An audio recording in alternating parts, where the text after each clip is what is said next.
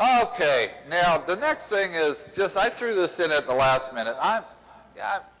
Okay.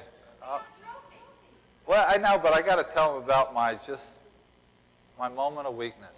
I'm watching TV the other night. I had to see if Sanjaya had a new hairdo. So I was watching American Idol, and I was channel surfing through a whole bunch of other things. And yeah, okay, it's my one little guilty sin. I can watch American Idol if I want to. But I'm channel surfing, and all of a sudden I saw part of a commercial. And it looked like it was something to do with a loyalty program. And I go, God damn, sorry I missed it.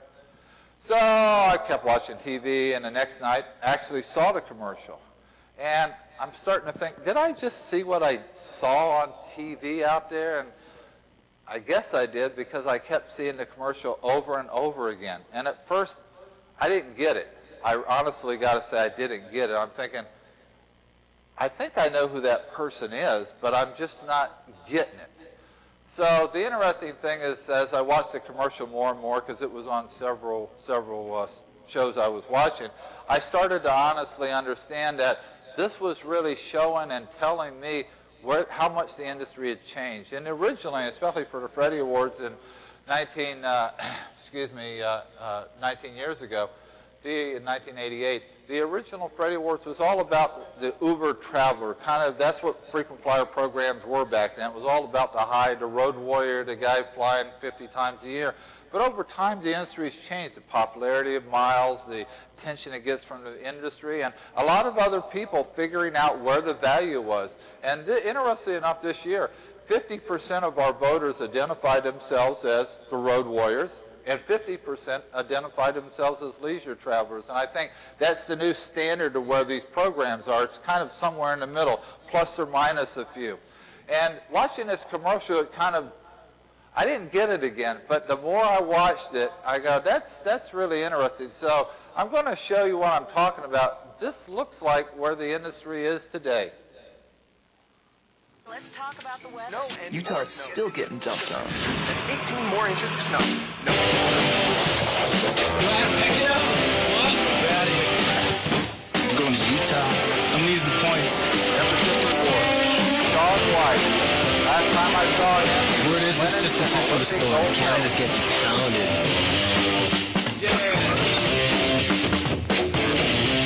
What are you doing here, eh? I heard there's a huge storm in Japan. Konnichiwa. Come on, slow guy.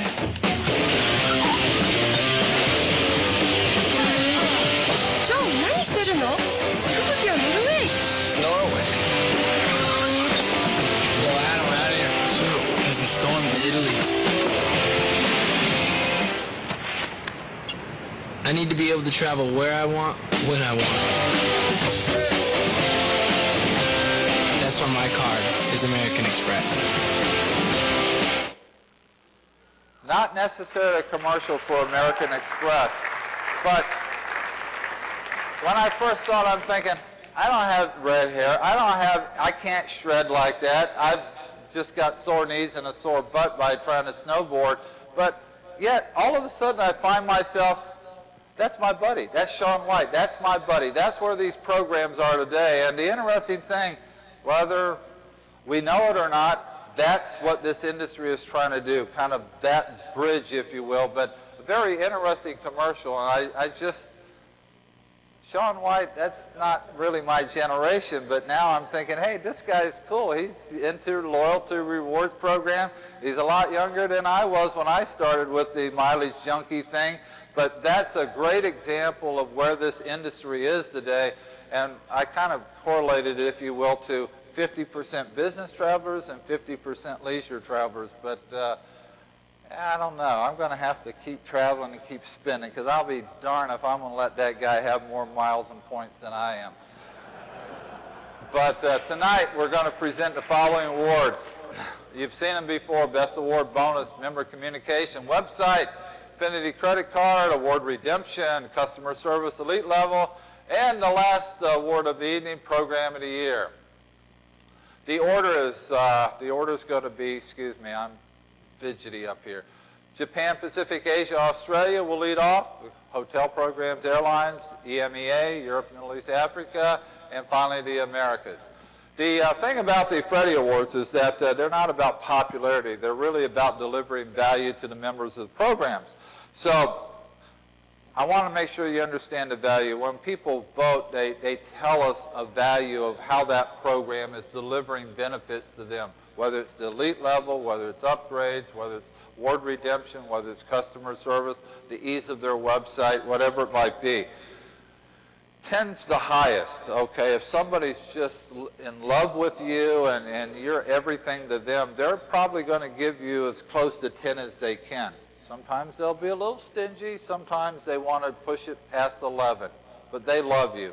Now, if they're not so happy with your program, they'll dial it back a little bit. That's the purpose of value voting, to get a good read on how you're delivering value. Now, the interesting thing is we've always had the 1% rule. The 1% rule is you have to qualify to be in the Freddies, you have to accumulate at least 1% of the overall vote within that category. And what we're trying to do is make sure that a program that maybe only has, let's say, 50 votes, or maybe a smaller program, if you will, 50 voters or 500 voters, we need to take the bias out of something like that if there exists. So by have the 1%, somebody's got 80,000 votes, I mean, that's spread pretty good. So the 1% is real important. The other thing about the 1% thing, and as you go through the Freddies tonight, as I went through the results, some of the people that I've always associated with the Freddies, they're not going to be on the list tonight. They just change in the value voting. Just, you got to get to that 1%. It's not that they didn't do a good job. So if you're asking, if you don't see them, it might be that they fell off for the 1%. Okay? So, are we ready? I think we got that. Okay. Now, you know, I was at an Oscar party, and you know these Oscar people love to keep track. And so we stole this idea from the Oscars. But on your table there, you've got a lovely pin from Visa. I kind of like this. And you've got the first Freddie scorecard, because I've always watched you people. You know, I can't see you very well. I got these lights in my eyes. But over the years, I kind of watched some of you start to take notes and stuff. You can't wait to get inside flyer. You got to take your little notes and all that stuff. It's like you're betting Vegas. You're just seeing what the odds are on, I don't know, Southwest Airlines, or the odds on American Advantage, and the odds on the other one. But thanks to Visa, you've got a scorecard. So get your pin out, if you will, and follow along and write in your winners if you want to.